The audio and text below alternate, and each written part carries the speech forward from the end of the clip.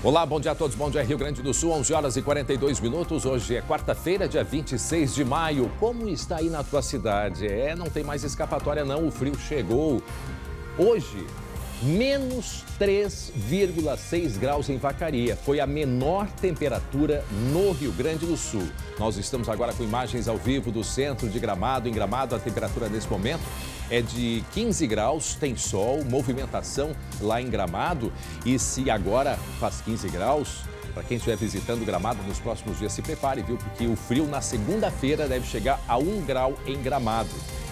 Imagens ao vivo do Estádio Beira-Rio em Porto Alegre. Nesse momento faz 14 graus. E daqui a pouco, aí do Estádio Beira-Rio, o colega Glauco Paza vai trazer informações. Afinal de contas, hoje uma partida importantíssima do Internacional. Daí, imagens ao vivo do nosso Rio Grande do Sul. Preste atenção nesta imagem que percorreu o mundo. O Papa Francisco tomando mate. O mate argentino? Não, tomando chimarrão lá no Vaticano. Chimarrão bem gaúcho. É que o mate foi oferecido por um jornalista que saiu aqui do Rio Grande do Sul e foi trabalhar lá na Rádio Vaticano, que é o Jackson Erpin. E ele levou o chimarrão especialmente para ver se o Papa ia aceitar. Não tomou o chimarrão, deixou especialmente para o Papa, mostrou a cuia e o Papa foi lá, agradeceu, conversou, contou, inclusive, que tem familiares aqui em Pelotas, Rio Grande do Sul. Daí, o Papa conversando com o jornalista gaúcho e tomou um chimarrão, tomou 2 cuias, que estava com muita sede. Muito bem, o SBT Rio Grande, a sua companhia na hora do almoço, já está no ar.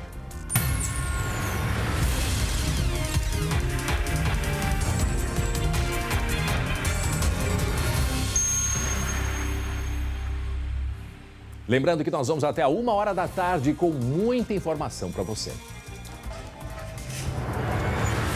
Fim da linha para o tráfico. Mega operação da Polícia Civil acaba com a teleentrega de drogas em Porto Alegre e região metropolitana. 24 pessoas foram presas ainda na madrugada. Entre elas, uma mulher que chegou na delegacia com as crianças no colo. Espertinhos, mas não muito. Em Santa Maria, região central do estado, criminosos furtavam baterias telefônicas para revender o chumbo. Que perigo! Homem é preso por colocar fogo em veículo que estava sendo abastecido. Essa cena impressionante aconteceu no Noroeste Gaúcho. O final da história a gente já conta. Está na cadeia o motorista que atropelou segurança de um shopping na capital gaúcha. Ele fazia parte de uma quadrilha especializada em fazer vítimas nos estacionamentos.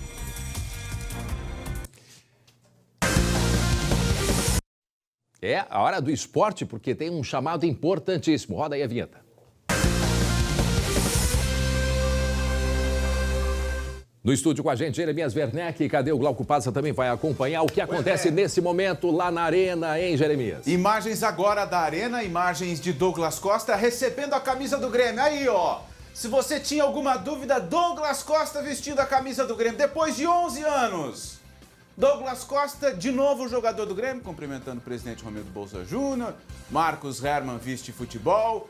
Douglas Costa vestindo a 10 do Grêmio.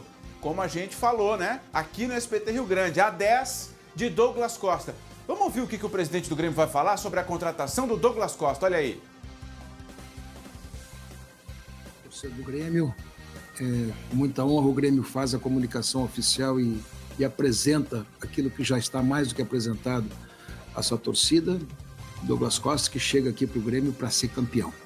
Seja muito bem-vindo, Douglas. Seja muito feliz aqui conosco. Tu estás manifestando essa alegria de estar aqui conosco, quis estar aqui conosco, desejou estar conosco, e o Grêmio se sente muito honrado com esse teu, não é desafio, porque tu és, na verdade, uma expressão do futebol mundial, mas contigo nós temos grandes expectativas de avançar cada vez mais em grandes conquistas. Seja bem-vindo.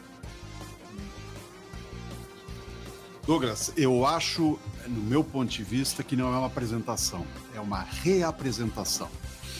Porque é uma reapresentação de alguém que passou 12 anos fora em...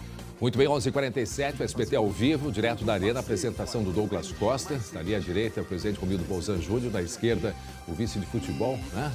Marcos Herman. fazendo a apresentação então do Douglas Costa. Ao vivo, o SBT acompanhando. Temos ambições grandes, e eu sei que tu tem ambições grandes, já manifestasse isso. E temos muita confiança de fazer uns próximos anos muito bons contigo, com a gente. Muito obrigado por ter aceitado o nosso convite. Obrigado, cara. Eu acho que, primeiramente, bom dia para a nação gremista aí que sempre me apoiou. Depois, é uma sensação incrível tu passar 12 anos fora e eu, como o Herman disse, eu sempre carreguei o Grêmio comigo. Se a gente for pegar tempos atrás, qualquer coisa que o Grêmio vencia, eu competia, eu tava ali ou brincando de uma vitória positiva do Grêmio, trazendo sempre alegria pro torcedor. E tá de volta, podendo buscar os meus objetivos dentro de um todo, para mim é gratificante, é um momento especial. E eu pontuo como um dos momentos, como tu mesmo mencionou, é um desafio, é claro que é um desafio importante. E para mim eu pontuo como se fosse o desafio mais importante da minha vida, porque eu estou voltando para o clube que me projetou, o clube que parcialmente me deu tudo o que eu tenho, a oportunidade de ser o Douglas Costa de hoje. Então, poder devolver isso é o que eu trabalho na minha mente todos os dias, claro que passo a passo com meus companheiros. Então, eu estou realizando um outro sonho da minha vida. Douglas, seja bem-vindo de Muito volta. bem, em seguida o Jeremias Werneck vai se posicionar para fazer uma pergunta ao Douglas Costa. 30 anos, um salário mensal de quanto? 1,5 milhão. 1,5 milhão de reais. Aproveito e chamo o Glauco Paza. Um momento importante aí para a nação gremista, não é mesmo? Glauco, bom dia. Bom dia, André. Bom dia a todos. Momento importante pro futebol gaúcho. Se aqui no Inter voltou o Tyson, volta o Douglas Costa pro Grêmio, que 2 grandes nomes. E olha, por falar em voltar, daqui a pouco eu volto do Beira-Rio para falar do jogo de hoje. O jogo para confirmar a classificação colorada na Libertadores, André. E a gente segue acompanhando a entrevista coletiva do Douglas Costa, nesse momento, ao vivo, direto da Arena, sendo apresentado. Jogador de 30 anos. E muito emocionado ele mesmo disse estar aí de volta ao Grêmio. Vamos escutar um pouquinho mais, Glauco? Então, é o meu clube do coração, minha família vive aqui, onde eu cresci, onde eu fui ensinado a ser jogador de futebol. E poder devolver isso é a melhor maneira que eu posso, é o melhor presente que eu posso dar pro Grêmio.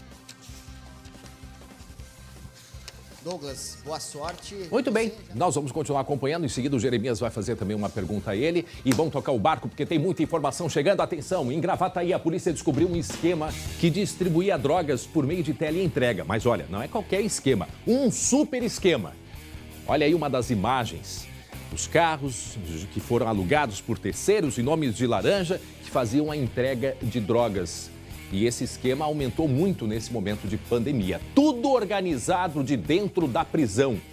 Bom, vamos conversar com o Guilherme Roquette, que está na redação com a gente hoje. Guilherme Roquette, bom dia. Nos traz alguns dos detalhes desta grande operação que vem acontecendo aqui na região metropolitana. Bom dia, Guilherme. Bom dia, André. Bom dia a todos. A gente está vendo imagens aí que foram captadas pela polícia durante as investigações e era realmente um verdadeiro drive-thru da droga. Eu tive acesso, inclusive, a um dos prints das conversas e eles chegavam a chamar isso, André. Vamos fazer um merchan, mas vale a pena pela informação. Eles chamavam de iFood no WhatsApp, no grupo do WhatsApp. Porque era por ali que eles ligavam, faziam os pedidos e aí então os assaltantes, aliás, os traficantes iriam para fazer a teleentrega. E a gente tem a imagem desse Renault Logan branco aí, André, porque ele justamente está nesse momento fazendo uma teleentrega de drogas flagrada pela polícia. Tudo isso é parte da investigação policial. Todo esse material foi reunido pela polícia para a investigação e a partir disso foram desencadeadas, então, foi desencadeada a operação nessa manhã e todos os mandados que foram cumpridos. E aquela cena, André, que tu já comentaste lá no início do jornal, da mãe que... Olha essa imagem aí. Exatamente. André, essa cena foi captada pela nossa equipe de reportagem, equipe do Diego Calovi e do Lucas Abate, captada dentro da delegacia, da mãe que, presa, teve de levar os filhos e dar de mamar, inclusive, né? Amamentar as crianças dentro da delegacia, porque não tinha com quem deixar. Três filhos ali, 3 filhos, gente. 3 filhos, 2 filhos. Se eu não me engano, são 2 ainda de colo e um menino um pouco mais velho.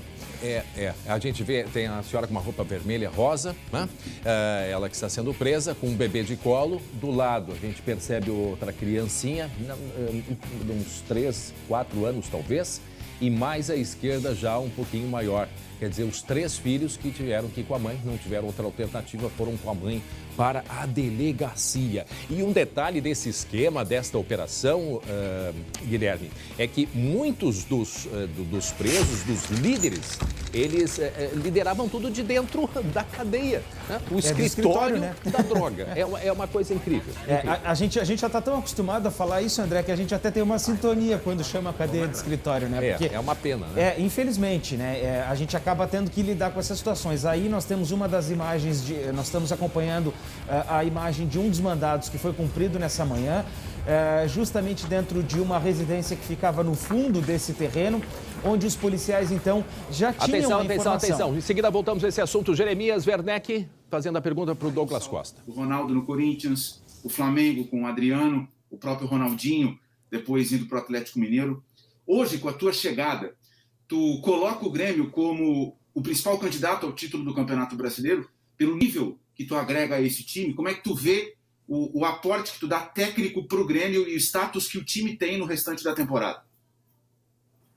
Cara, é claro que uma contratação desse nível agrega muito ao Grêmio, mas a gente tem tempo agora para se conhecer e o Grêmio também, toda a rapaziada, agregar a minha entrada na equipe. Então, eu vou te falar que não existe favoritismo no futebol, e sim, é jogado dentro de campo, e não tem nomes que fazem isso mudar. Acredito que com o tempo a gente vai buscar o nosso espaço, e a gente vai buscar o nosso espaço sempre que está no topo, que é claro, mas não existe favoritismo no futebol. Muito bem, nós Douglas, aí agradecemos aí ao Douglas Costa, o Jeremias Werneck, que estava aqui no estúdio e imediatamente foi para uma outra sala aqui do SBT para fazer a pergunta para o Douglas Costa, e ele sendo apresentado nesse momento direto lá da Arena. Desculpe a interrupção, eu estava conversando com o Guilherme Roquette, mas essa é a agilidade que o jornalismo exige para a gente conseguir cobrir aí e apresentar todas as notícias aos nossos telespectadores. Falávamos de uma grande operação que acontece na região metropolitana contra o tráfico de drogas, a teleentrega de drogas. Na verdade, muitos dos presos agindo, né, muitos dos criminosos agindo de dentro da prisão na organização dessa distribuição, e não era pouca coisa. A gente vai conversar agora com ele, o Lucas Abate, que está em frente ao Palácio da Polícia, e o Guilherme Roquette também continua com a gente, participando direto aqui da redação. Lucas Abate, bom dia, Lucas. Bom dia, André, a todos que nos acompanham. Quando a gente fala, a polícia fala, todo mundo fala que o presídio é o escritório do crime, é por conta desse tipo de situação, André. Porque repara bem, dos 37 alvos da operação de hoje, que a polícia identificou que são gerentes, pessoas que coordenavam o tráfico de drogas, 14 deles estavam dentro do presídio central, numa mesma galeria, lá de dentro com acesso a telefone, com contato do lado de fora, coordenavam todo esse esquema de distribuição de drogas, André. Então, um esquema que, mais uma vez, a gente mostrando coordenado de dentro do presídio central. Bom, olha só a informação importante que o Lucas nos traz. Dos 37 alvos desta operação, 14 agiam de dentro do presídio. Bom, desses 37 alvos, 14 já estavam presos, né? Mas outros também já foram presos e ainda continuam sendo o alvo da polícia nesta operação, que engloba pelo menos 4 municípios, não é mesmo, Guilherme Roquette? Pois é, o Lucas Abate deve ter as informações mais precisas das cidades, mas o fato é, André, que as operações, normalmente, né, quando há esse tipo de teleentrega, tudo isso acaba saindo de uma cidade para outra, a droga circula. Quantas cidades são, Lucas Abate? Em seguida, tivemos um corte. São pelo menos 4 municípios, pelo que eu tinha visto. É Porto Alegre, Gravataí aqui em Canoas e mais um município aqui da região que estava nesse esquema, que se aprimorou muito, não é mesmo, Guilherme? Nesse período de pandemia, porque o esquema todo de teleentrega de drogas.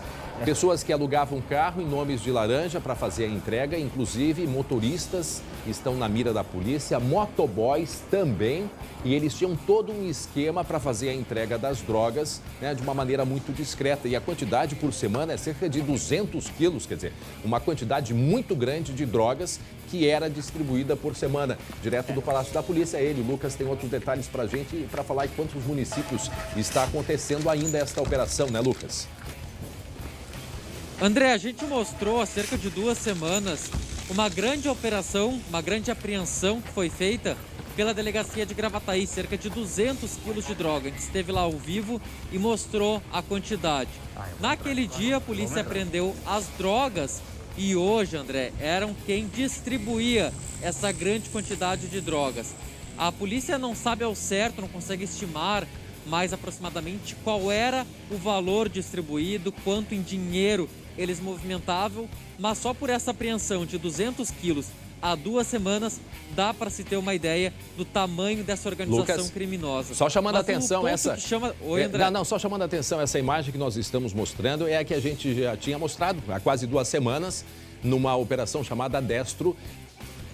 Foi no dia 13 de maio essa operação, quando foram encontrados, e vejam, todas muito embaladas, bem embaladas, pacotes azuis, pacotes verdes. Dá para construir uma casa com esse tijolo uma coisa, aí, uma coisa é um paredão de drogas. E essa cor também tem a ver com a qualidade do produto. Então, o que é azul, o que é verde, o que é de cor ali, cor de papel pardo. Isto foi uma operação há cerca de 2 semanas, foi no dia 13 de maio que nós mostramos. E esta apreensão, Lucas, do dia 13 de maio, tem a ver com esta operação que começou nessa madrugada, né, Lucas? E a apreensão do dia 13 de maio, a operação, levou o nome de Destro. Por quê? Porque era o braço direito do grupo criminoso, que seria o braço direito do líder, que era a pessoa que representava ele aqui do lado de fora.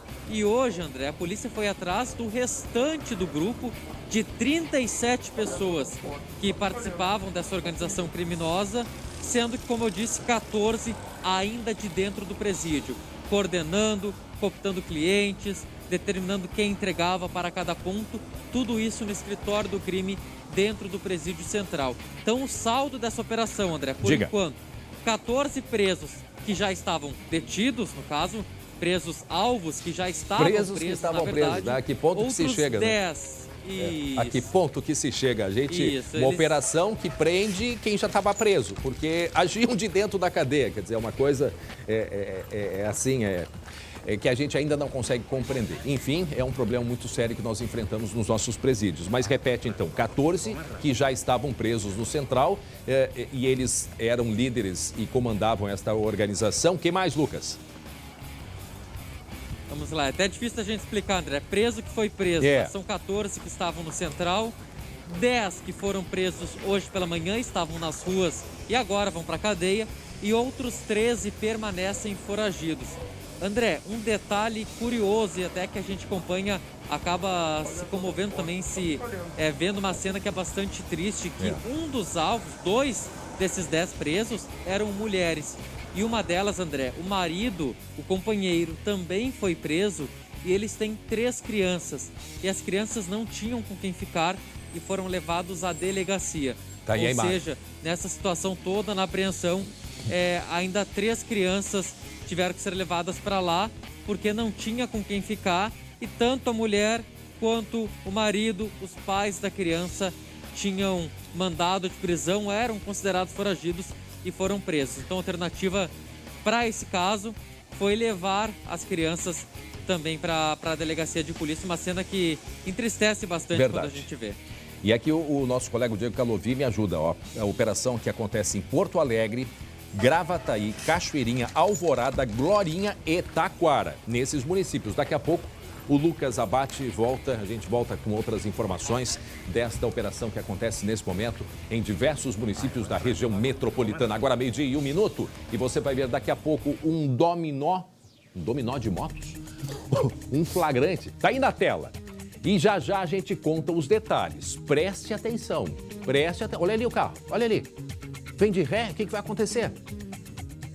E foram 4 motos direto pro chão, faltou freio? O que aconteceu, gente? Ninguém entendeu, olha aí o pessoal chegando, olhando, né? Desesperado. Põe a imagem aí de novo. Um dominó de motos. Aí o rapaz saindo do carro dele, mas será que esqueceu de puxar o freio de mão? Provavelmente. E aí vem o carro, olha o perigo, e foi direto ali nas motos. ninguém ficou ferido, mas que é um susto e também um alerta, gente. Um alerta. Esses dias eu vi num posto de combustíveis, o rapaz parou para abastecer, não puxou o freio de mão e já estava até com a bomba abastecendo o carro quando o carro começou a vir de ré. Quer dizer, é um perigo grande. Esse negócio de carro aí, quem entende de carro é ele, Guilherme Roquette. Pois é. André, a gente percebe o seguinte, a importância da manutenção, porque o cabo do freio de mão ele tem um desgaste considerável, principalmente num carro que nem esse aí, é uma Quantum, possivelmente ele já apresenta algum desgaste nesses 20 e poucos anos que ela já deve ter de uso, né, André? Então é o mínimo de manutenção que a gente precisa fazer. Bom, para quem está chegando agora, está acompanhando aí o SBT Rio Grande, estamos mostrando, olha o carro que aconteceu, olha o carro. 2 problemas, né, o Guilherme? Deve ter deixado em ponto morto e não puxou o freio de mão, quer dizer, deixou o carro soltinho e ali era uma subida. Daqui a pouco a gente vai trazer os detalhes, mas só o registro dessa imagem do chamado dominó de motos. Olha o que acontece, olha o perigo. Se tem alguma pessoa atravessando a rua. Quanta coisa poderia ter acontecido. Mas daqui a pouco... caso aconteceu lá em Cachoeira do Sul, daqui a pouco a gente dá os detalhes. Cachoeira do Sul, que nos acompanha, temos uma grande audiência em Cachoeira do Sul, muito obrigado pela audiência de sempre. E daqui a pouco a gente traz os detalhes deste dominó de motos. E olha só, no Noroeste Gaúcho, um homem colocou fogo. Olha ali, mas que isso, gente? Colocou fogo num carro enquanto estava sendo abastecido. Gente, isso é num posto de gasolina, foi ontem de manhã cedinho, quase 7 da manhã. E um desespero de todo mundo para apagar imediatamente o fogo que tinha começado, mas ninguém entendeu o que aconteceu, o Roquette. Não, nem a polícia ainda, e é o que está tentando ser esclarecido, né, André? Porque assim, se ele colocou a vida dele em risco, colocou também a vida de todas as outras pessoas que estavam ali. Imagina a explosão que poderia ter dado aí. Com certeza. Isso aconteceu então lá no centro de Palmeira das Missões, no noroeste do estado. Essa câmera de segurança gravou toda a ação. De acordo com a polícia, a gente percebe o indivíduo, ele estava encostado perto de uma parede, se aproximou daquele Ford Ka, então, que está abastecendo e com um isqueiro foi lá e colocou fogo na gasolina que estava saindo da bomba e entrando no tanque do carro, estava sendo injetada pelo frentista no veículo. Se formou, é lógico, André, um princípio de incêndio, né? Pois é. E acabou depois controlado, então, pelos frentistas. A Brigada Militar, André, capturou esse homem e lá na delegacia ele foi preso em flagrante. Mas é como você disse no início, a circunstância, por que ele fez isso ainda não está esclarecida e a Polícia Civil vai investigar esse caso para saber, né, o que ele tem na cabeça. Meu Deus do céu. E assim, ó, uma dúvida, ele sai, olha, ele chega a parar. É esse dali, né? Que isso, ele tenta voltar. Esse depois a gente vai botar no início. Depois a gente vai colocar no início, porque ele chegou, meio que pensou 2 vezes. Volto lá para colocar mais fogo? Essa é a sensação que dá.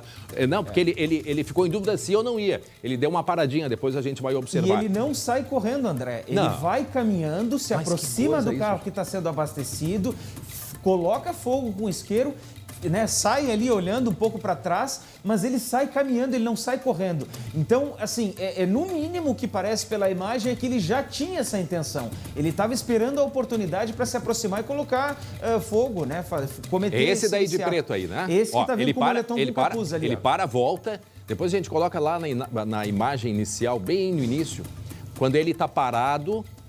Eu não sei se a gente tem a imagem, aquela primeira imagem, quando ele se aproxima do carro. Eu não sei se a gente tem ela, porque como às vezes a gente diminui e edita.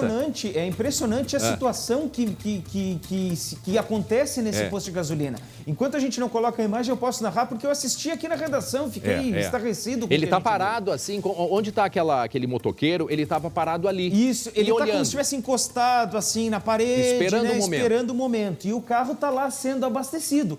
No momento em que ele se dá conta, em que ele percebe a oportunidade, ele se aproxima então desse carro que está sendo abastecido, por sinal é até um carro mais antigo, ali um K, vai lá e com o isqueiro se aproxima e consegue colocar fogo. Eu não consigo entender como ele não se queimou também fazendo isso. Guilherme, 12:06, para quem está chegando com a gente, isso aconteceu ontem de manhã em Palmeira das Missões. Esse homem ali de preto que tentou provocar um incêndio, uma explosão e poderia ter acontecido uma tragédia. Sim, essa é a verdade. Agora, ele riscando com todo o vapor que tem ali do combustível, Guilherme, e o Guilherme, a gente sempre consulta o Guilherme porque ele é um estudioso, formado inclusive, né, em mecânica, então ele tem todo o conhecimento. A dúvida que fica, eu imaginava que tu acender um fósforo ou mesmo um isqueiro Isso seria já o suficiente para provocar uma explosão. E ainda bem que não aconteceu. Né? E eu não entendi como, até porque... Eu acho que assim, André, às vezes a gente, né, às vezes tem alguma força superior aí, né? Porque para não ter acontecido uma explosão... A concentração é muito volátil, né? O combustível, ali, não sei se era gasolina, provavelmente gasolina. Talvez até, eu não tenho aí tanta experiência com química, mas talvez até o clima frio possa ajudar esse gás a não se espalhar tanto, né? Agora, o fato é o seguinte, no momento em que ele ateou fogo na gasolina, em que ele lascou o isqueiro, lá, ele vai se aproximar agora, se aproxima do frentista que está abastecendo, se abaixa e olha lá, olha a chama, olha a labareda, André. Deu uma labareda nele. É impressionante, assim, claro, é lógico que na mesma hora o frentista deve ter soltado a bomba ali, né, a mangueira da gasolina, e aí com isso cessou, né, inibiu a passagem do combustível. Olha a correria que dá, ó. Porque se essa mangueira, por exemplo, assim, tu chega no posto de gasolina e diz assim, vou encher o tanque, tá? O frentista, o que ele faz? Ele trava a mangueira, coloca dentro do tanque e ela fica saindo sozinha. Se esse carro, por exemplo, tivesse nessa circunstância, é provável que o posto tivesse ido pelos ares, porque isso ia dar uma explosão enorme aí no posto. Não, olha, foi um milagre. O que aconteceu foi um milagre. Isso foi ontem de manhã, em Palmeira das Missões, o rapaz que depois, no final da tarde, foi preso. No fim das contas, André, é por isso que a gente deve botar só 30 pila. E mesmo assim tem que ficar de olho, É isso, a gente tem que, quando entra em carro, sai de carro, entra em casa, sai de casa, tem que ficar de olho por causa de assalto. Aí no posto de gasolina agora também tem que cuidar disso, né? Tem que ficar de olho, porque tu imagina só a que ponto que se chega. Repetindo, aconteceu ontem de manhã em Palmeira das Missões, ainda bem que ninguém ficou ferido e o rapaz teve que prestar contas no final da tarde na delegacia. Bom, para quem está chegando agora, nós temos muita informação para você, dá só uma olhada.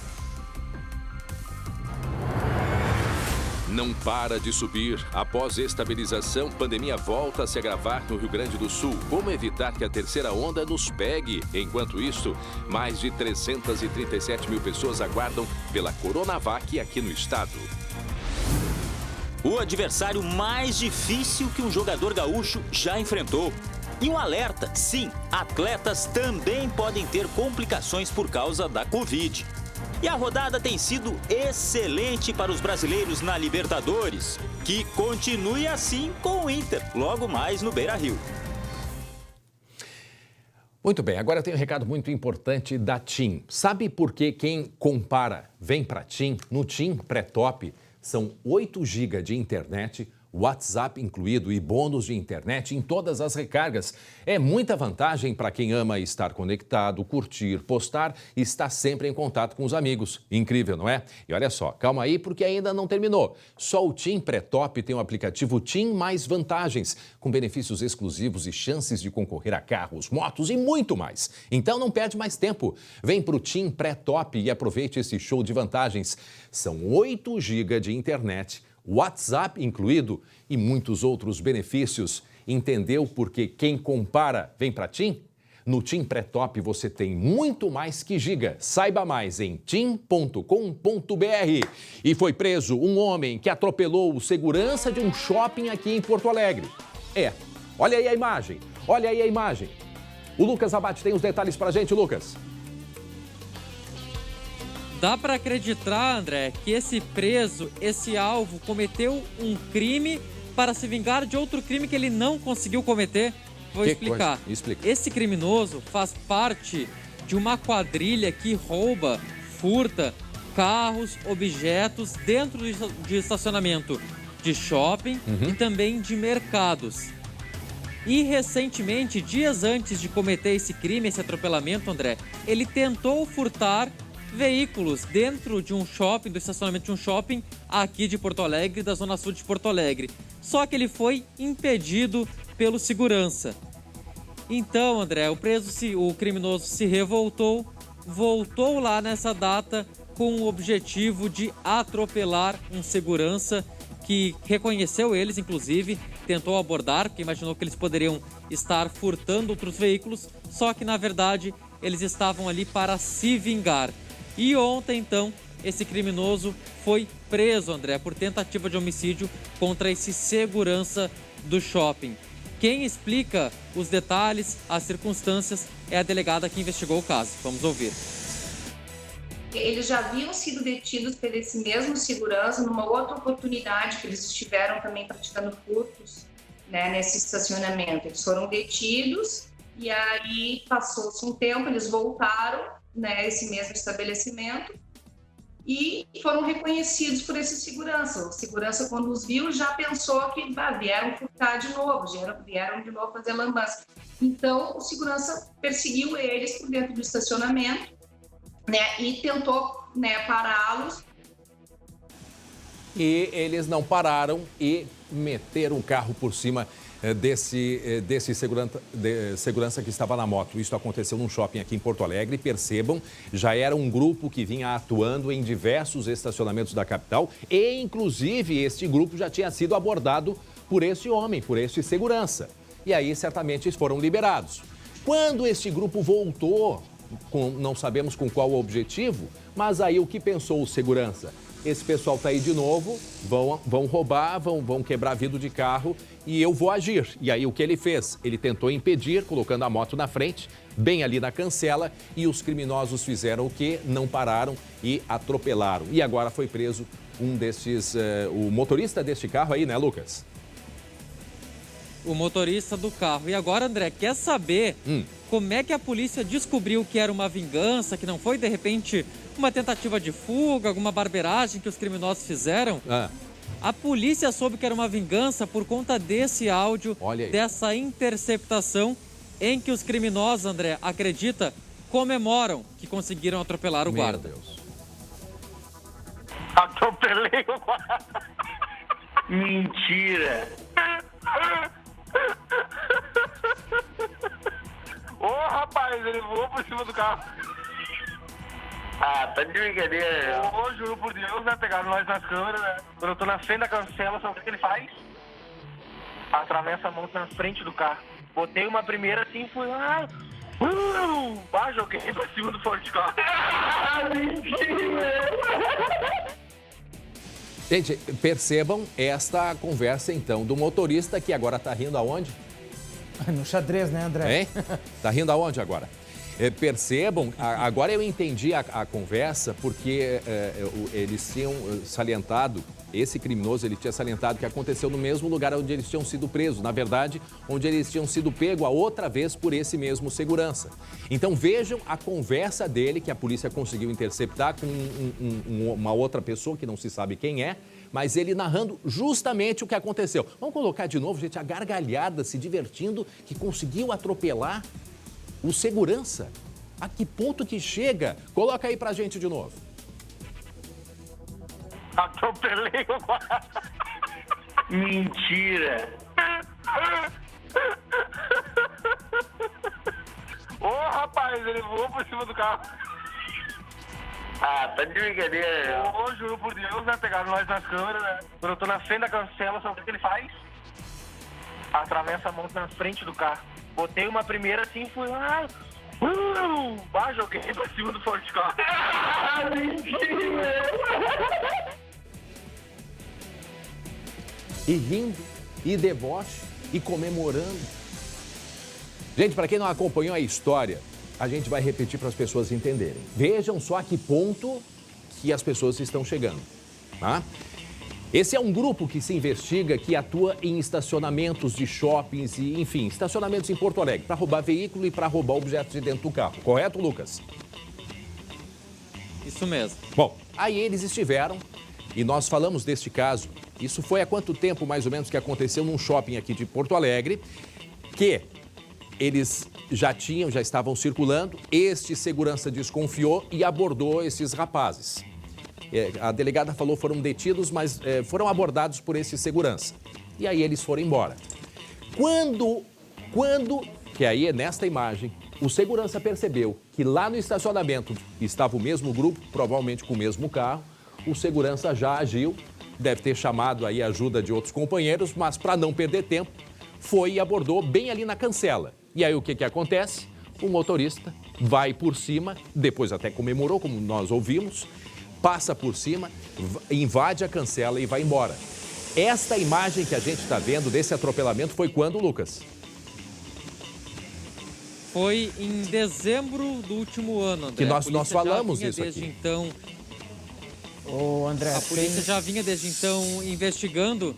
E quer saber, eu vou contar um detalhe curioso também, como é que a polícia chegou nesse áudio, André. Até Guilherme Roquete completa e na sequência eu conto esse detalhe curioso. Diga, Não, Guilherme. eu só ia dizer que atrás a gente já percebe que parece que tem um outro segurança lá, né? Lá, ó, ele vai vir correndo agora, ó. No momento em que o carro passa, parece que já tem um outro segurança dando cobertura um pouco mais atrás. Ele não estava de moto, porque não estava de capacete. Ele estava a pé, exatamente, estava a pé. E aí, quando acontece esse... Não, mas o áudio, rindo, a gargalhada, ele chegou a se finar de rir, que atropelou e comemorando. E o outro não acreditou, né? O interlocutor ali, ele não acreditou. Coloca o áudio de novo, o áudio que a polícia conseguiu ter acesso. Olha aí. Atropelei o... Mentira. Ô, rapaz, ele voou por cima do carro.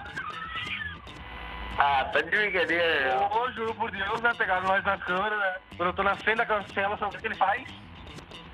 Atravessa a moto na frente do carro. Botei uma primeira assim e fui lá. Joguei pra cima do Forte Carro. Ali ele fala, pegaram nós na câmera, significa que nesse dia aí do atropelamento, eles foram identificados pela câmera que estavam circulando no estacionamento e por isso que o guarda fez, né? O segurança fez a abordagem. Eu entendi que foi isso. Ele estava sozinho dentro desse carro, Lucas? Já se tem essa informação? Não sei se o Guilherme tem essa informação também. Eu posso colaborar porque eu ouvi esse áudio na íntegra e, em princípio, seriam 2 pessoas dentro do carro. Tá. Tem um determinado momento do áudio que a gente não separou, mas em que ele diz, estava eu e o fulano, né? Eu e o comparsa aqui. Então, em princípio, seriam 2 pessoas que estavam dentro desse carro. 2 pessoas dentro do carro. E eles agiam...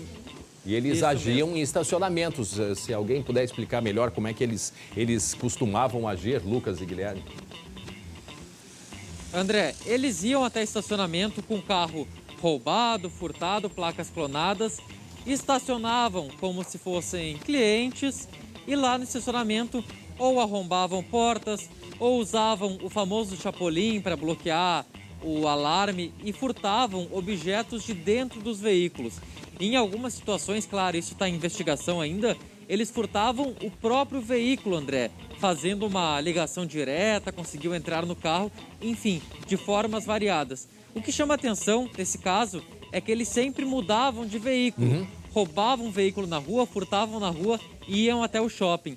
E quando eles não tinham carro roubado, para não chamar atenção, André, porque os shoppings, os seguranças já conheciam os carros usados por eles, até mesmo conseguiam reconhecer eles pessoalmente, eles alugavam carro, iam em locadoras, alugavam carros para irem até o shopping. Mas agora, André, vou falar como é que a polícia chegou nesse áudio. Pode ser? Pode. Rapidamente, pode ser. 12h20 agora. Então tá.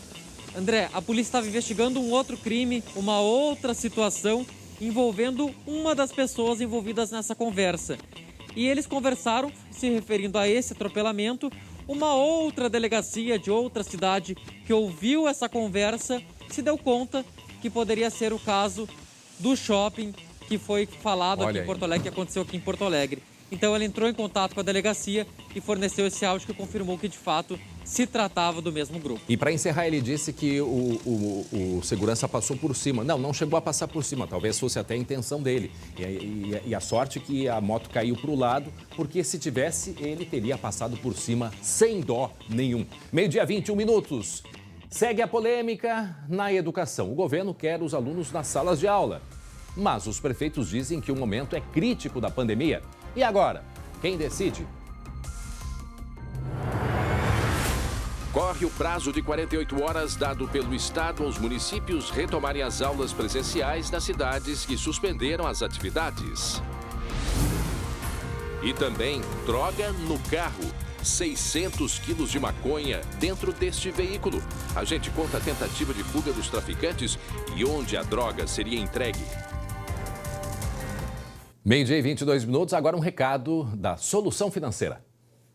Hoje nós estamos aqui aqui na unidade da Solução Financeira de Porto Alegre, a melhor e maior assessoria de negociação bancária do Brasil.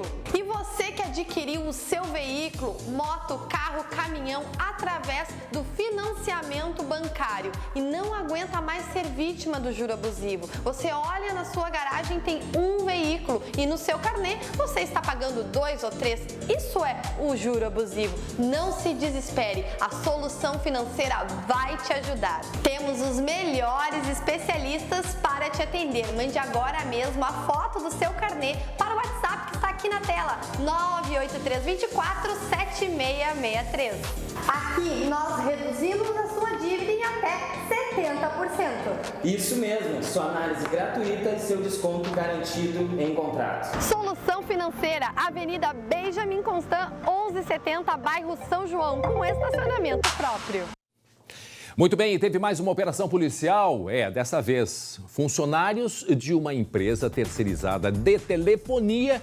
O que é que eles faziam? Será que eles consertavam as torres de telefonia? Não. Eles passavam a mão nas baterias. Nas baterias que sustentam, em funcionamento o sistema de telefonia celular. As investigações mostram que eles não tinham interesse em vender as baterias, mas sim revender o chumbo que eles tiravam de dentro dessas baterias. Sabe o nome da operação? Quebra de confiança. Por que será, hein? Guilherme Roquette. Pois é, André. Olha, porque, assim, é o crime dentro de casa, né, André? É impressionante a que ponto chega, porque, assim, o que eles tinham? Eles tinham uniformes, eles entravam, eles saíam, e tudo isso sem levantar nenhum tipo de suspeita, André. Por quê? Porque eles eram funcionários dessas empresas. Então é muito... Exato, mas, de qualquer forma, eles tinham autorização para entrar nesses locais.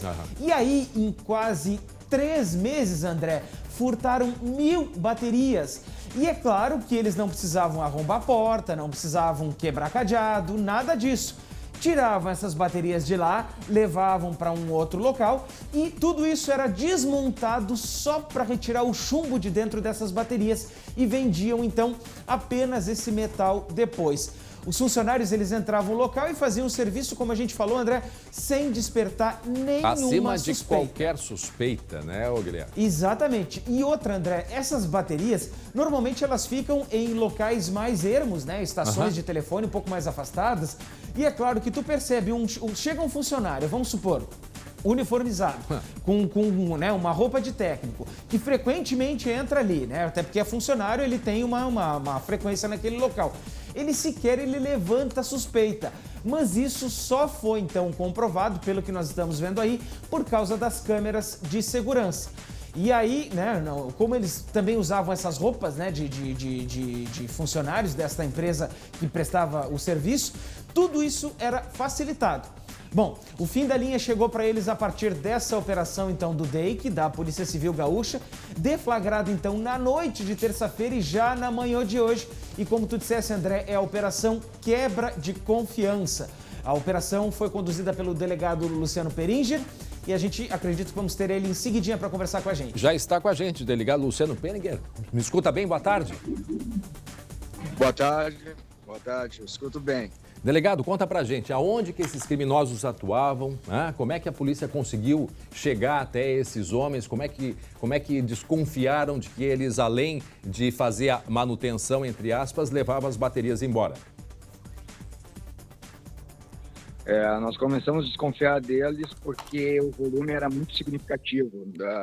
Em razão do volume subtraído de baterias, nós sabíamos que seria necessário, no mínimo, um caminhão para conduzir isso daí. Através de filmagens que conseguimos obter, nós verificamos que eles utilizavam entre 2 a 3 carros, mais um caminhão para subtrair e para poder levar esses objetos. E, posteriormente, acabou sendo confirmado quando nós efetuamos a prisão de outros 2 indivíduos. E, a partir de então, a gente seguiu na investigação, representando pelas 5 mandados de busca e apreensão e 3 prisões preventivas. São 3 os acusados? Ainda seguem Sim, na verdade são mais. Foram identificados até o momento 3, mas há a participação de outros indivíduos que agora, durante o decorrer da investigação, da complementação, nós iremos identificar os demais envolvidos. Delegado, o senhor fala de onde nesse momento? Até para explicar para o nosso telespectador e agradecer a sua gentileza de parar na rodovia para poder explicar e contar para a gente sobre essa investigação. O senhor fala de onde agora? Agora nós estamos exatamente em Erechim. Nós estamos vindo do estado do Paraná, onde efetuamos a prisão ontem de noite de 2 indivíduos. E estamos agora no meio do caminho. E eles agiam aonde, delegado? Eles agiam principalmente, a gente identificou no Rio Grande do Sul, né? Foi na região sul do estado, na região da Serra também foram detectados, na região do Vale dos Sinos teve eventos também que a gente conseguiu confirmar. Agora vejam que foram 1000 baterias num curto espaço de tempo e isso, além de prejudicar o funcionamento das antenas de comunicação, um prejuízo muito grande, né, delegado? Sim, um prejuízo imenso e o principal prejuízo é para a sociedade, que em razão da pandemia, educação online, trabalho remoto, ficava afetado, não tinha como se comunicar, a internet caía, o telefone móvel também. Esse é um ponto então, que eu queria... Esse prejuízo é imenso, então, outro lado. Esse era um ponto que eu queria chegar e comigo participa dessa conversa com o senhor, o colega Guilherme Roquette, aqui direto da redação. Então, quer dizer assim, eu queria que o senhor falasse sobre isso, em termos dessa dificuldade que se criava no sistema de comunicação, porque geralmente é mais de uma bateria, né, delegado? Então, o roubo, o crime que eles cometiam influenciava o sistema de comunicação na região. Quer dizer, mais aí um item grave, né, do crime que eles cometiam. Com certeza. No momento que eles subtraem um banco desses de bateria, qualquer oscilação na energia desativa totalmente o site. Então, no mínimo, é um perímetro de 3 quilômetros que fica sem nenhuma comunicação. Isso daí, dependendo de uma cidade, numa cidade pequena, pode afetar quase todo um município. Guilherme. Pois é, delegado, em primeiro lugar quero lhe agradecer, né? Porque desde o início da manhã a gente estava tentando contato com o delegado para ele participar e a gente já sabia que ele estava em deslocamento. Então agradecer a gentileza do delegado aí de nos atender aí em Erechim, no meio da estrada. Delegado, e toda essa organização tinha um passo a passo? Tinha alguém que identificava quais pontos eram mais vulneráveis, que outros não eram? Aonde estava mais fácil? E era mais fácil também para eles revender só o chumbo e não a bateria inteira? A bateria inteira tem um valor muito maior, mas o que eles acabaram visando o chumbo, porque essas baterias às vezes elas têm rastreador, então como eles são técnicos e corriam risco de ser identificados mais facilmente, eles já quebravam a bateria para não poder ser identificado, não ter como ser monitorado o deslocamento dessas baterias. Então eles acabavam, o chumbo também está com valor expressivo. Então, com a quantidade subtraída, eles acabavam ganhando um bom valor. Então, eles ao invés de vender e daqui a pouco a polícia chegar mais fácil neles, eles acabaram preferindo destruir as baterias, retirar o chumbo e vender esse material que não é identificado daí. Sim. E aonde que eles atuavam, delegado? Eles já tinham uma rota programada de quais estações iriam atacar? Não, na verdade, como eles trabalhavam em todo o estado, eles faziam atualizações de planta de site normalmente, eles tinham acesso a muitos sites, muitos bancos de bateria. Então eles iam conforme ficava mais afastado esses locais, eles iam lá e subtraíam. Bom, para quem está nos acompanhando a partir de agora, 12h31, estamos conversando com o delegado Luciano Peringer, que foi até o Paraná para executar parte, né, desta investigação, que conseguiu, pelo menos 3 pessoas foram identificadas e 3 estão sendo acusadas de roubarem baterias de estações de telefonia, essas estações que a gente vê dessas antenas espalhadas pelo interior. Daquelas que a gente reclama bastante, não é, delegado? Quando a gente está na estrada, como o senhor está nesse momento, nos atendendo aí em Erechim, quando a gente precisa usar na estrada o telefone e simplesmente não tem sinal algum. Imagina a população que já vive no local distante, não consegue ter acesso por causa dos roubos dessas baterias. Um detalhe, eram empresas terceirizadas que prestavam serviços e aí esses funcionários levavam a bateria, tiravam o chumbo e revendiam esse chumbo. Vocês já sabem, já identificaram quem é que comprava esse material aí, delegado? Sim, já tem nós já temos estamos bem adiantados na investigação. Certo. De quem era o principal receptador, mas isso daí no decorrer agora da investigação nós vamos fazer as medidas cabíveis contra essas pessoas. E o senhor está vindo do Paraná, eles fugiram para o Paraná, eles são do Paraná? Não, eles são dos estados do Rio Grande do Sul, na verdade, eles estavam lá fazendo uma atualização de site. Uhum. Estavam trabalhando por lá, isso? Estavam trabalhando novamente com uma empresa terceirizada. E esse prejuízo chega a quanto, hein, para as empresas de telefonia? Sem falar da população que fica sem a comunicação, mas para as empresas, eles conseguiram, qual é o montante financeiro? Olha, é um valor, eu não tenho como precisar exatamente por causa dos modelos, sim, né? Sim. Mas no mínimo aí R$1.000 cada bateria, então é um valor bem expressivo. Se eles roubaram cerca de 1.000 baterias nos últimos meses, então dá para fazer um cálculo por baixo de R$1 milhão. É mais ou menos isso, fora todo o prejuízo, né, de danos, danificam os equipamentos quando vão retirar, etc., que acaba até ampliando esse valor. Delegado, e eles usavam as roupas, os próprios uniformes para entrar nesses locais? Como é que era que eles entravam nessas estações? Na verdade, eles têm todas as credenciais, chaves especiais que são fornecidas pelas próprias empresas, né, para fazer os trabalhos. Isso daí acabava facilitando eles para a ação. Então, eles não arrombavam nada, não quebravam nada. Eles simplesmente pegavam as suas chaves e acabavam utilizando para abrir os sites, os armários e subtrair as baterias.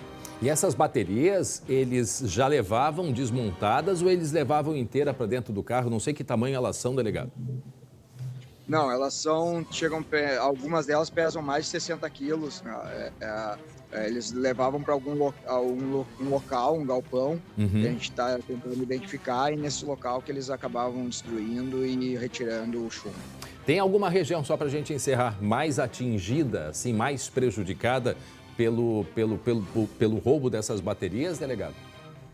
Não, foram diversas regiões, diversos sites. Na Serra a gente identificou alguns locais, na região do Vale dos Sinos também. Sim. Como eu disse, eles atuaram em diversas partes do estado. Tá. E é mais em sites e telefonia celular também? São esses sites que tanto acabam gerando telefonia móvel como internet. Tá certo. Delegado, agradeço muito ao senhor que nos atendeu, né? Está aí em viagem de volta ao Rio Grande do Sul, delegado Luciano Peringer, à frente dessa investigação sobre esse roubo de baterias. Delegado, muito obrigado por ter conversado com a gente. Uma boa tarde. A que ponto que se chega aí? Vejam que muita gente ficou prejudicada. 1.000 baterias que foram roubadas, Guilherme.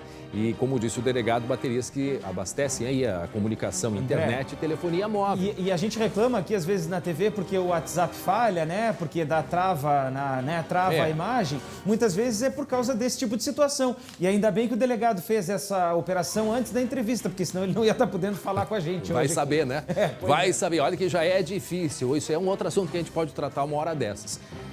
A dificuldade que a gente tem de comunicação nas rodovias aqui no Rio Grande do Sul. E não precisa nem ir longe, aqui pertinho a gente já tem dificuldade. Vai na 448, fura o pneu, tu quer chamar alguma ajuda, alguma coisa, não tem telefone celular que funcione.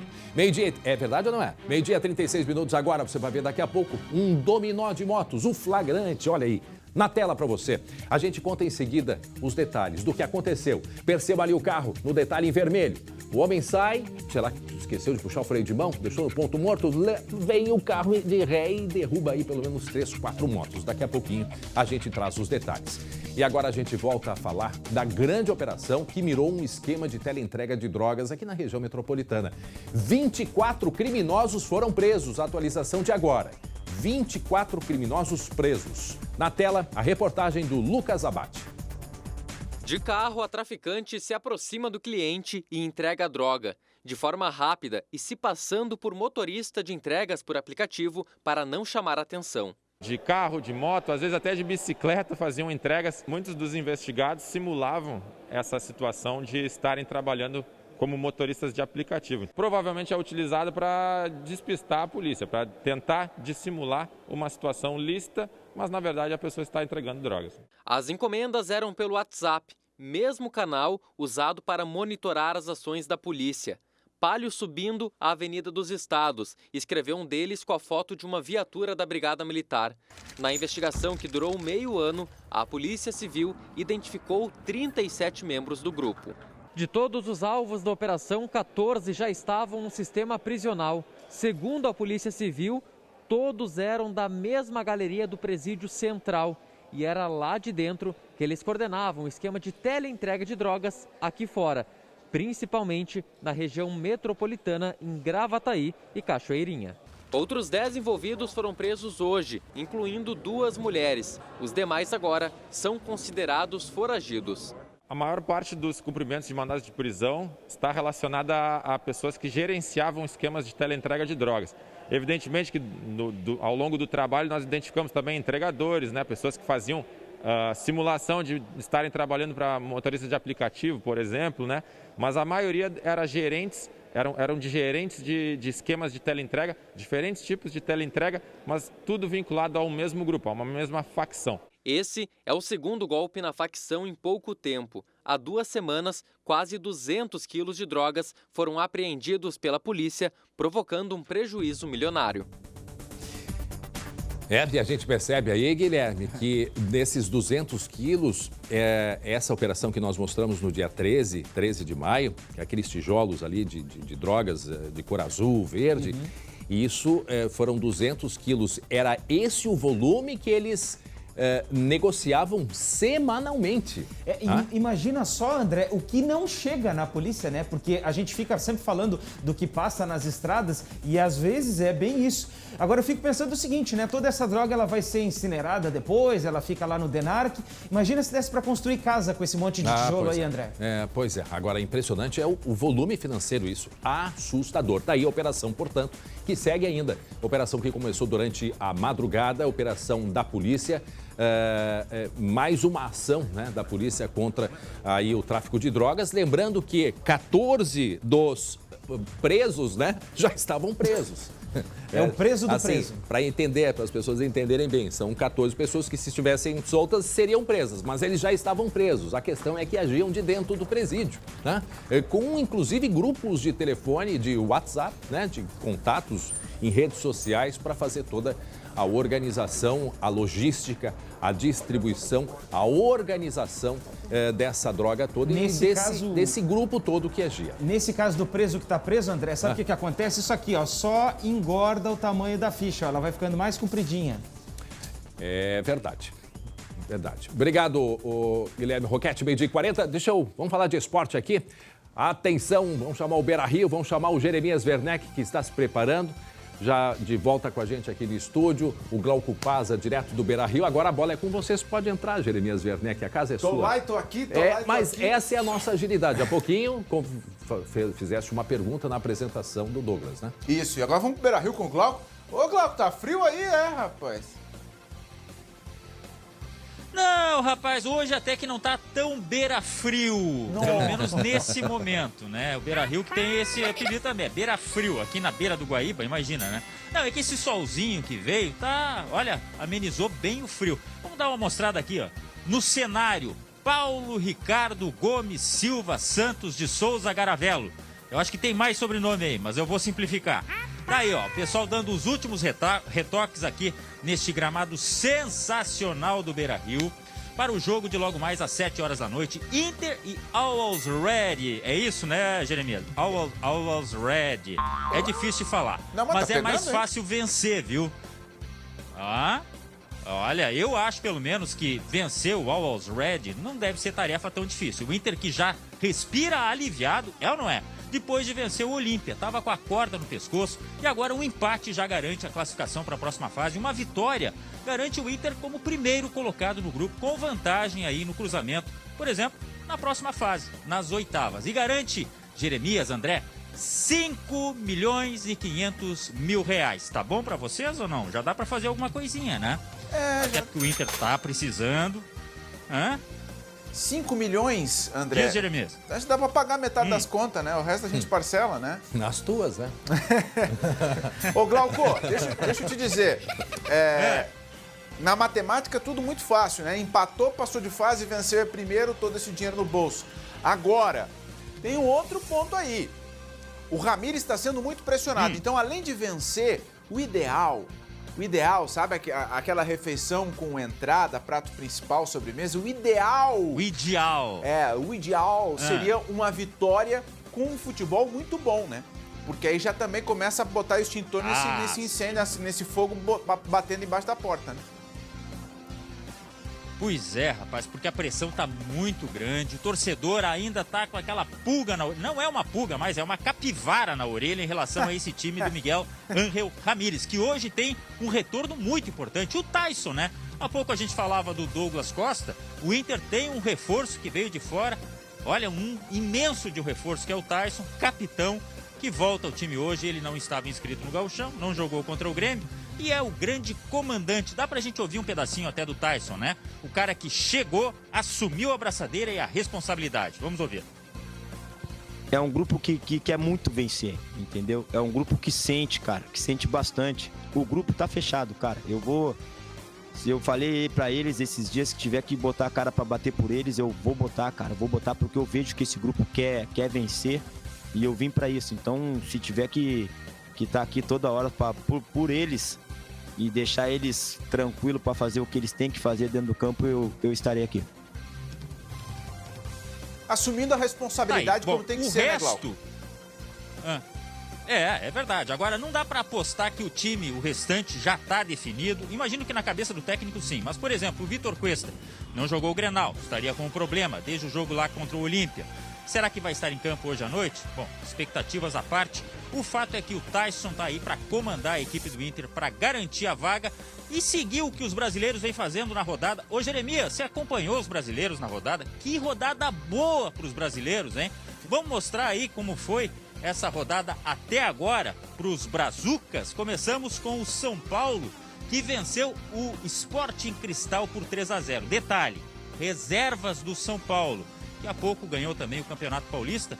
O time paulista se classificou em segundo lugar no grupo, mas como eu disse, poupando jogadores.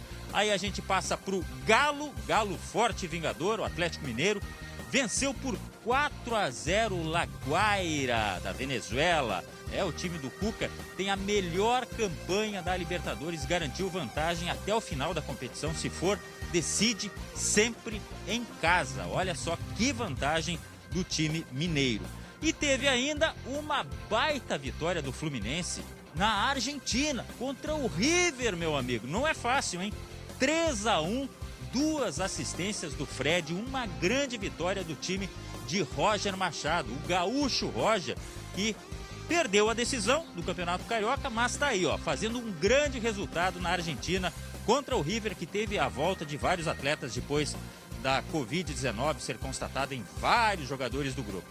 Agora, aqui ó, neste cenário, no Beira-Rio, Jeremias, André, nesta bela casa, o Inter tem que fazer o seu papel hoje à noite e se garantir na próxima fase. Olha, torcida não vai faltar, eu tenho certeza disso, né, pessoal? Com certeza. E falando ainda do Fluminense e do River, Glauco, me ajuda aqui. Essa é uma péssima notícia pro Grêmio.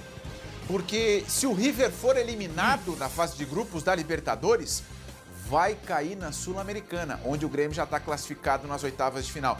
Já imaginou o Grêmio enfrentar o River na Sul-Americana, Glauco?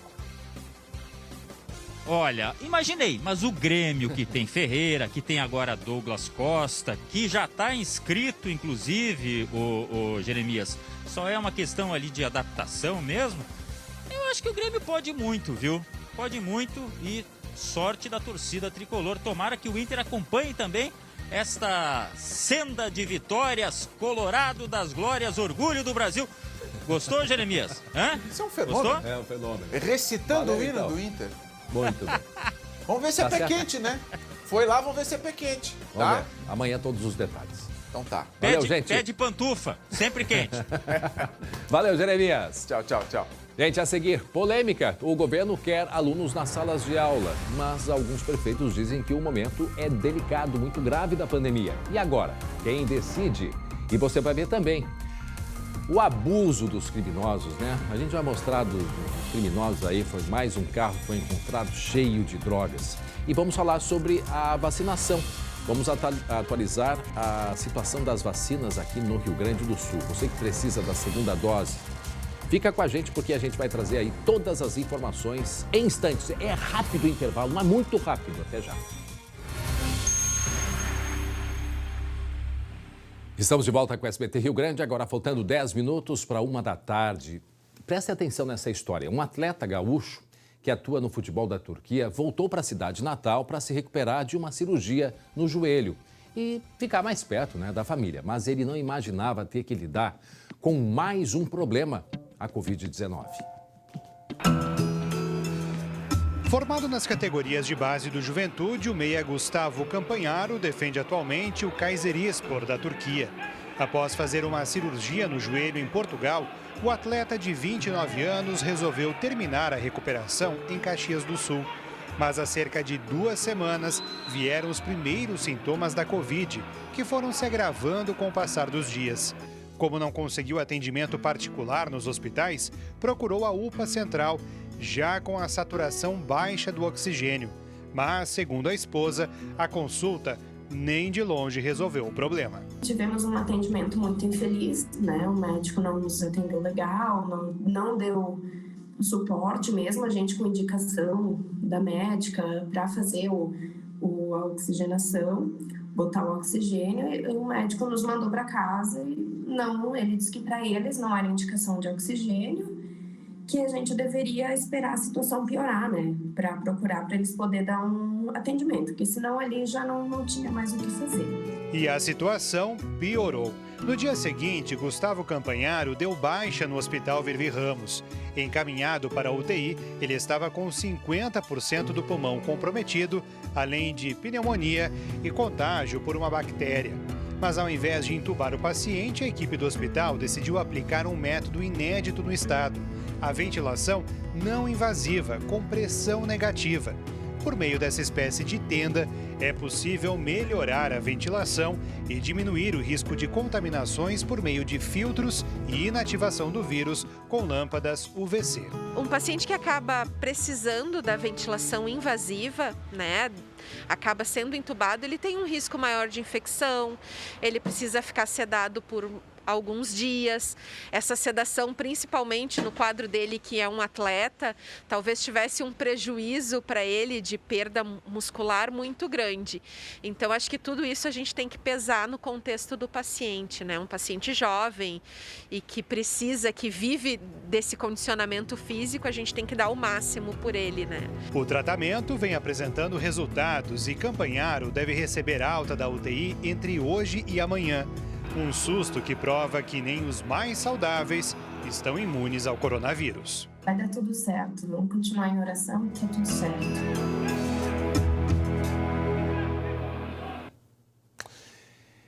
Meio-dia e 53 minutos. Agora, tem o hospital, né? Ele tem uma declaração. Deixa eu pegar rapidinho aqui, porque eu tenho os detalhes do que disse, né?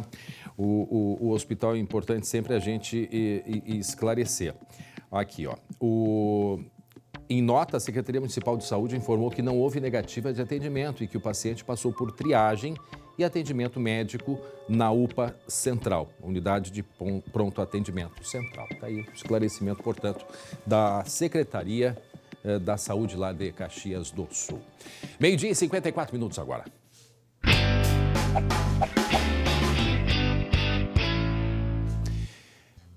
Nós vamos falar agora, logicamente, vacinação. Então, você que precisa da segunda dose, preste atenção, porque o que não faltam são dúvidas. Por isso, o Lucas Abate vai atualizar para a gente. Lucas, vamos começando aqui por Porto Alegre. Pode ser, Lucas?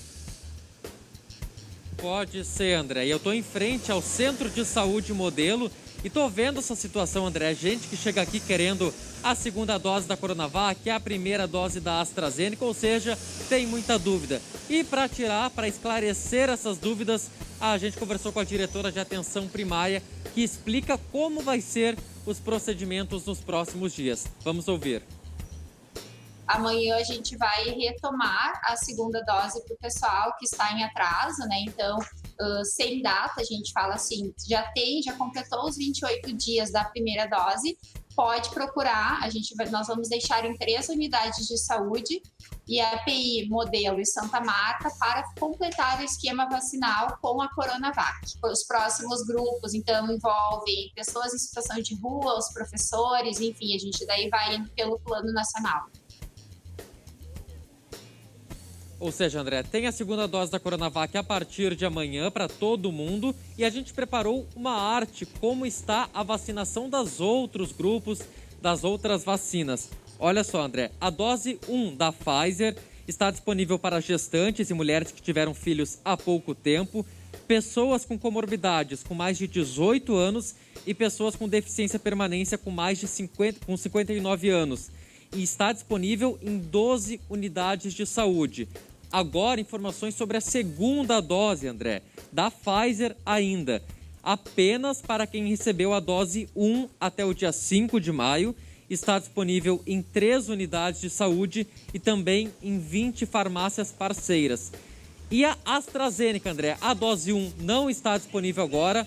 Um novo carregamento está chegando e deve ser distribuído a partir de amanhã, mas por enquanto apenas a segunda dose está disponível aqui na capital para quem recebeu há mais de 12 semanas em 33 unidades de saúde, todas que abrem até às 5 horas da tarde, André. Aí tem os detalhes lá no nosso Facebook, tem outras informações, porque vejam como é complexo, né? A gente está falando aí de 3 vacinas diferentes, para grupos diferentes, de doses diferentes. Então, assim, aqui é uma maneira da gente resumir, mas lá no nosso Facebook tem outros detalhes, outras informações e outros municípios também, para quem puder fazer a consulta. 12h57 agora.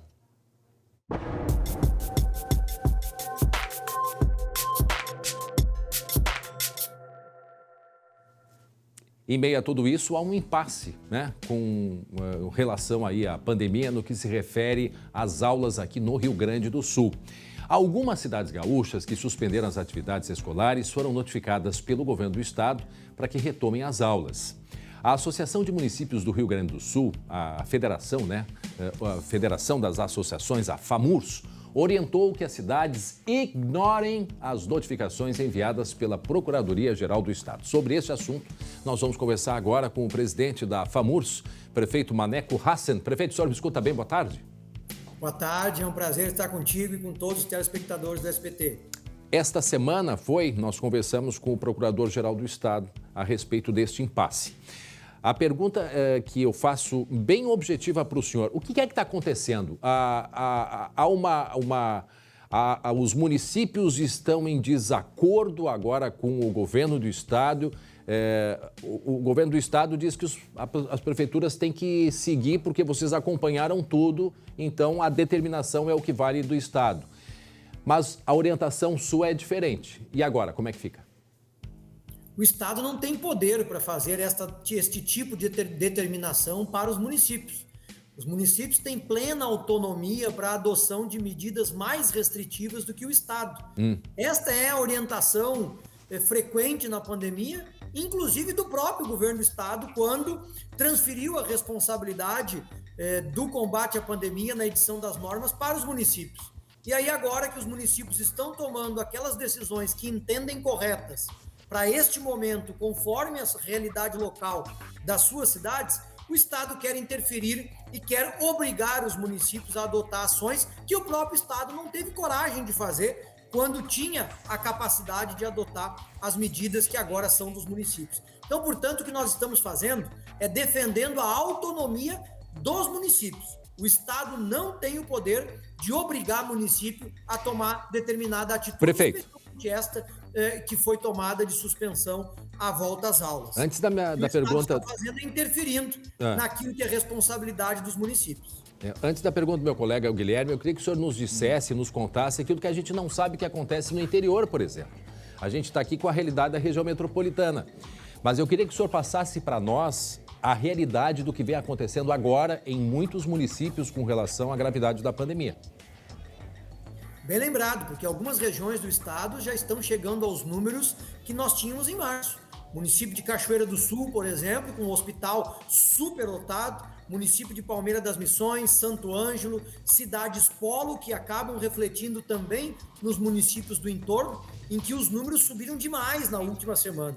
E por isso os municípios adotando ações mais restritivas para frear esta contaminação, e a suspensão das aulas, obviamente, também tem a pretensão de proteger as crianças e os servidores na área da educação.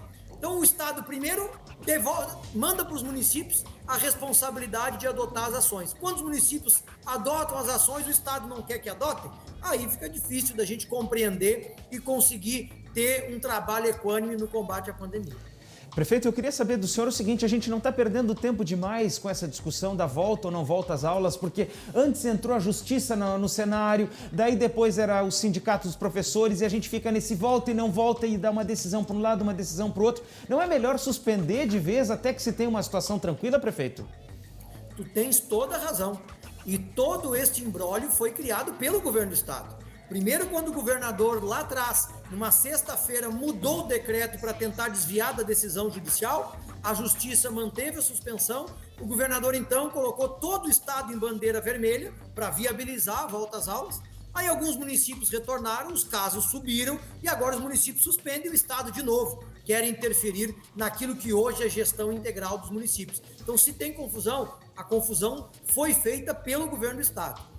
Temos agora uma reunião às 16 horas com o Procurador-Geral, proposta justamente para a gente tentar equilibrar essas posições e evitar estas polêmicas desnecessárias que, infelizmente, o governo do estado tem criado aí nas últimas semanas. O senhor tem um número de escolas que estão com surto de Covid?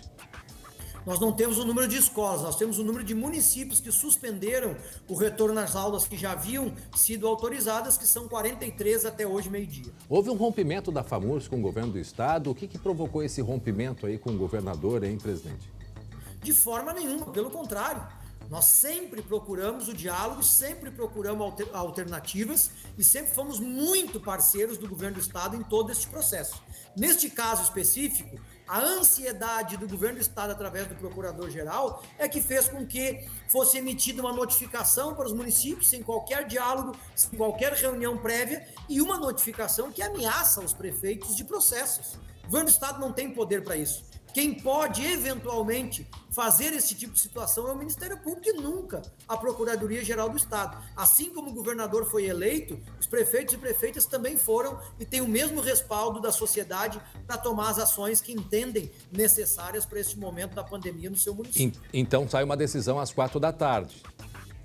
Esperamos que sim, que a gente consiga aparar as arestas, unificar uma posição e nos concentrar, como vocês mesmos dissessem, naquilo que importa, que é o combate à pandemia e o momento difícil que nós estamos vivendo hoje. Presidente da FAMURS, Maneco Hassen, obrigado pela entrevista, uma boa tarde para o senhor. E vamos aguardar. Grande abraço e até a próxima. E vamos aguardar o que vai sair nessa reunião a partir das 4 horas da tarde.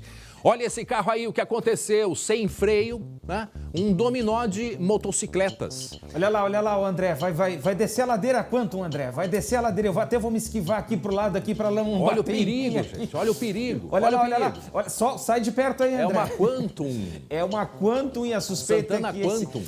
Exatamente. A suspeita é que esse motorista não teria acionado o freio de mão quando ele estacionou. Quando ele parou o carro, né? A Quantum desceu essa lomba de ré e bateu em 4 motos que estavam estacionadas. Por sorte... Opa, lá vem ela. Esquiva aí, André, para não bater em ti, ó. Um verdadeiro dominó lá em Cachoeira do Sul. Perigo. Cachoeira do Sul. Eu não sei o quanto que essa rua ela é íngreme, porque a câmera a gente, né, confunde a gente um pouco. Mas vejam que o motorista sai do carro. E vai andando embora, embora. E ele tira um fininho aqui Nossa, mãe. André, o mais interessante é o seguinte, não passou outro carro na hora, né? Porque enquanto ele tá descendo, só a Doblô vai passar, ali. Vai passar uma Doblô agora. Modelo 2000. Não, eu não sei dessa aí. Acho que era igual que tinha aqui no SBT. Olha ali, ó. Mas que susto. Bom, ninguém ficou ferido, mas vale o alerta. Por que a gente mostra essas situações? Não é só pela imagem e tal e olhar para... Não! É porque é um alerta para todo mundo. A gente tem que lembrar assim, ó, o seguinte, motorista. Eu sei que tá todo mundo em pandemia, tá todo mundo com a cabeça em mil coisas, mas tem que se ligar. Até porque um carro, né, é um acidente que parece assim uma coisa banal, esquecer de puxar o freio de mão, mas pode provocar um acidente gravíssimo. André, e assim, a gente tem que lembrar também da manutenção, porque tem que puxar, mas tem que ter certeza de que ele vai funcionar. Então, em alguns casos que a gente não tem certeza e a ladeira ela é íngreme, é o mínimo que a gente precisa fazer também deixar engatado. Isso a própria segurança já nos obriga a deixar o carro com o freio de mão puxado e com a marcha engatada. Muito bem, e a gente, depois desse alerta, antes de encerrar, um destaque aqui, agora que está circulando, ó, SBT Jornalismo passa a ser o principal canal de notícias do Brasil no YouTube. Só em abril, o canal do SBT Jornalismo registrou mais de 3,5 milhões de horas assistidas. Portanto, notícia que a gente divulga, compartilha com todos, né, para principalmente mostrar a seriedade que é o jornalismo feito pelo SBT, os nossos colegas. A gente sempre se preocupa tanto, né, com a seriedade, com a busca da informação e, portanto, aí, notícia que está circulando, o SBT Jornalismo passando a ser o principal canal de notícias do Brasil no YouTube. E a gente vai encerrar, hoje é dia 26 de maio, a gente vai falar do drive-thru da fé na Serra Gaúcha, não é mesmo, Roquete? Olha aí, ó. Pois é, né? O pessoal voltando, mas indo apenas para ser abençoado dentro dos carros, sem mais nada, né? A mais tradicional romaria do estado, a de Nossa Senhora do Caravaggio, lá de Farroupilha, está sendo assim. Os padres estão fazendo uma bênção aos motoristas e passageiros que chegam de carro ao santuário. Isso foi para evitar aglomerações lá no santuário. A Romaria de Nossa Senhora de Caravaggio costumava reunir mais de 100 mil fiéis. E também acontecem as missas hoje pelas redes sociais do santuário. Muito obrigado pela audiência, pela companhia. Obrigado a todos. Um abraço, Guilherme Roquete. A gente volta amanhã a partir das 11h30 e 19h20, a segunda edição com Marcelo Chemali. Tchau, tchau.